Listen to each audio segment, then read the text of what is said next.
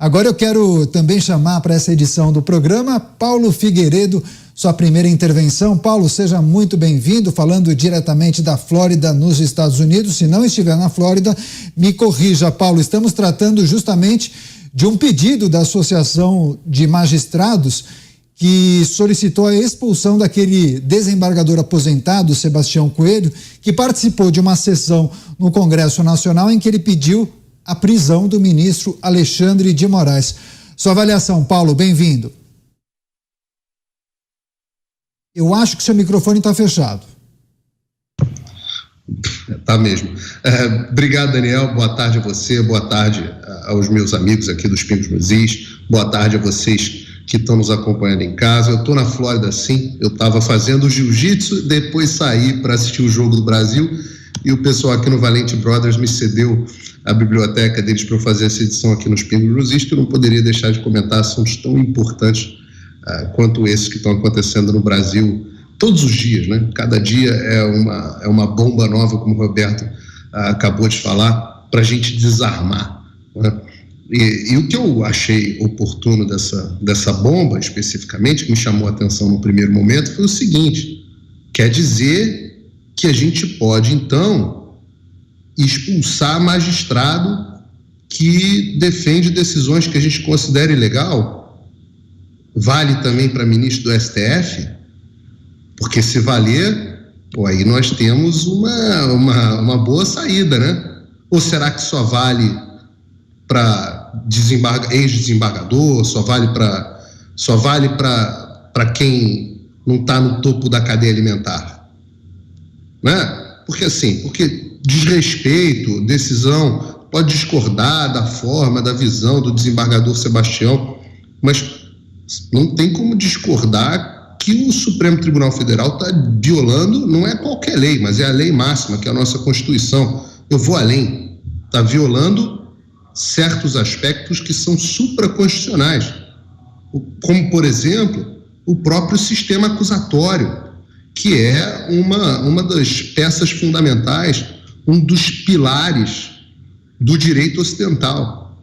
Nosso sistema acusatório, que se usa nas democracias ocidentais, é uma evolução ao sistema inquisitório, que por si só já foi uma evolução. E esse vem sendo violado pelo Supremo Tribunal Federal. Mas a Associação do Magistrado nunca vi dar um pio a esse respeito. Nunca vi a Associação de Magistrado, por exemplo,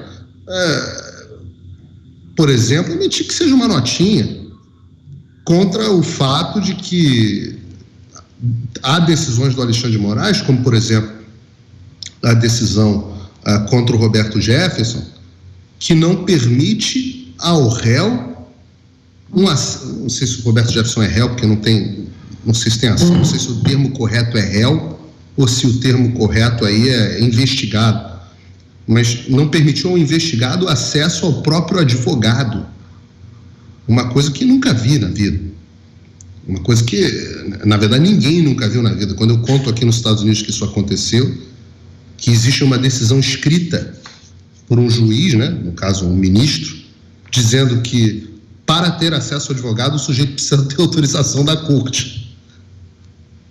Eu explico isso aqui, ninguém acredita, mas a Associação dos Magistrados não fala absolutamente nada, está tudo bem para eles. Também não vi a Associação dos Magistrados falar nada a respeito da mentirinha, mais uma mentirinhazinha assim, uma mentirinha boba do ministro Alexandre de Moraes, de que os advogados dos investigados nos inquéritos que ele tira lá da cabeça dele, que eles têm acesso que os advogados têm acesso aos autos. A Associação dos Magistrados não fala nada. A OAB fez o questionamento, o Alexandre de Moraes mentiu, e mentiu comprovadamente, porque há advogados que mostram isso de forma detalhada, até tem publicação de livro. E, no entanto, a Associação de Magistrados está tudo bem para eles. E aí eu me pergunto, e aí faço aqui uma provocação amistosa aos meus amigos e colegas Fernão e Roberto Mota. O Mota disse que a associação não representa a categoria, tem muitas associações que não representam a categoria. O Fernão fala que a maioria do judiciário discorda, vai contra os abusos que o Supremo Tribunal Federal comete. Eu não acredito em nada disso. Eu acho que o judiciário é problemático como um todo. Nós estamos vendo o problema maior no Supremo Tribunal Federal, porque é óbvio que é a faceta mais visível.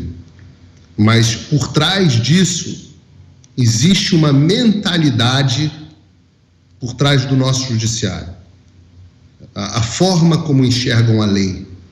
Né? Já falamos aqui sobre interpretações progressistas, interpretações teleológicas, interpretações que não são textualistas ou originalistas do texto construído pelo legislador.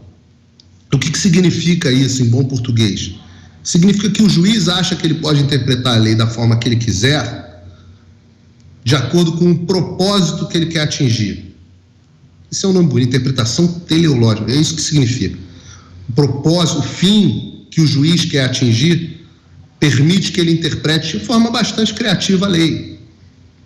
Então, isso é um câncer, isso é um problema, porque a lei, o rigor da lei é a única amarra que o juiz tem.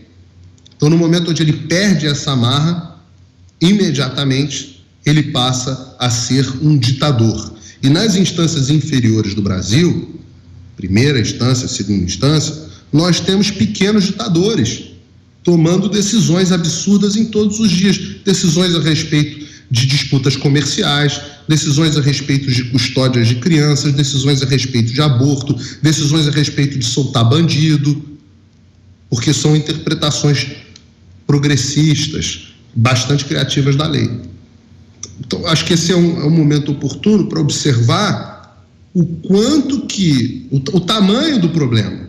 Ora, num exercício de imaginação aqui, só para vocês entenderem, a gente vai falar aqui sobre, está na nossa pauta, se eu não me engano, para falar sobre uma possível indicação do Supremo Tribunal Federal que o Lula faria, na mulher do Chico Buarque. Está nas notícias hoje por todo o Brasil.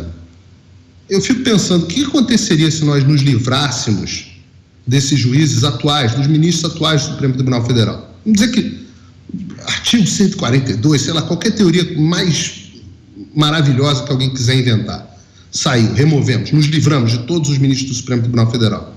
E aí temos que nomear novos ministros. Vocês acham que o resultado seria muito melhor do que o que a gente tem aí?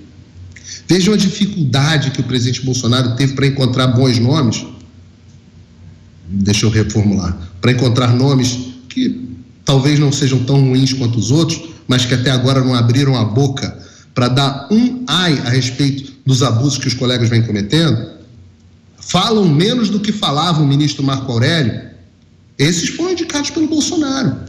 Então a gente percebe que o buraco é mais embaixo. O buraco não é nem no judiciário, é na formação legal que os brasileiros têm nas escolas de direito. Então eu acho que essa situação aqui expõe um pouco disso.